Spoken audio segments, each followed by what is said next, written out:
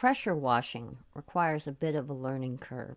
I found this out recently when I did my first big power washing job on my patio. Aside from following safety precautions, the operation of a pressure washer requires some getting used to. One of the first things you need to understand is that a pressure washer creates a certain vibration, and this vibration can wreak havoc on some people's muscles. There is also the resistance of the water hitting the item being washed. If you don't observe a proper stance, you might end up with some sore muscles. You need to stand close enough to not have to bend over, but not so close that the spray can injure you.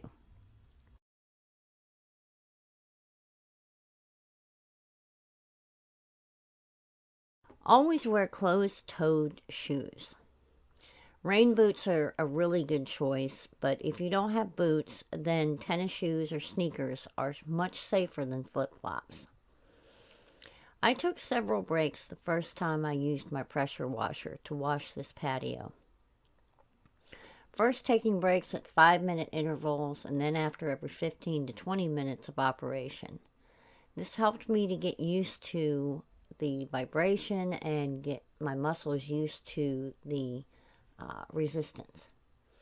I also switched my grip with my right arm being dominant and then my left so that I worked my arms evenly. Aside from altering from one hand to the other, you need to adjust the sprayer nozzle and use various tips to get used to how it operates. Every pressure washing job requires a different pressure, and oftentimes you'll need to adjust the pressure on the same job. After trying a few different pressure settings, I found that the one that worked best for me and for the pavers that I was washing. Before you take on a job that requires you to work within a restricted time frame, give yourself plenty of opportunity to practice first and get your muscles used to the pressure washing.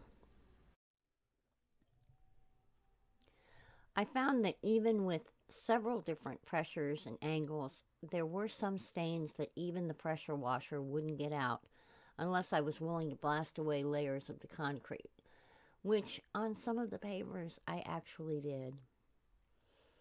Be sure to read and follow all safety instructions when using a pressure washer, and most important, make sure no children, people, or animals are close by when you're power washing.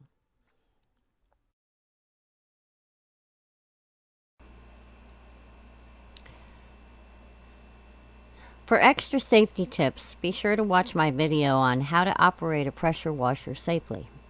In the meantime, I hope you enjoy watching the rest of this video where I, for the very first time, power wash my entire patio.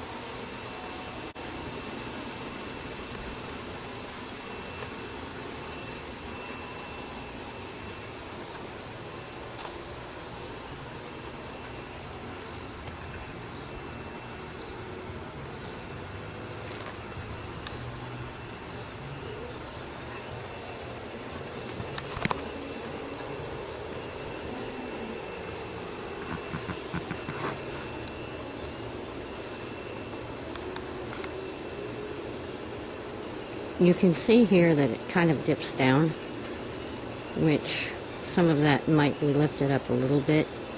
When I put in the sand, if I'm able to lift them up without causing too much damage to the other ones or moving things around too much. But I'm not really too concerned because that's the area where I want to put my patio table and chairs.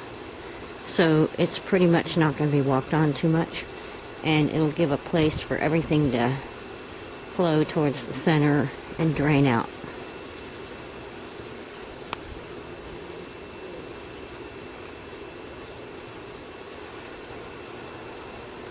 Eventually I'll put some rocks in this garden, but I also want to make sure that whatever I put in there is large enough that if I come in with a leaf blower, it's not going to blow the little pebbles around.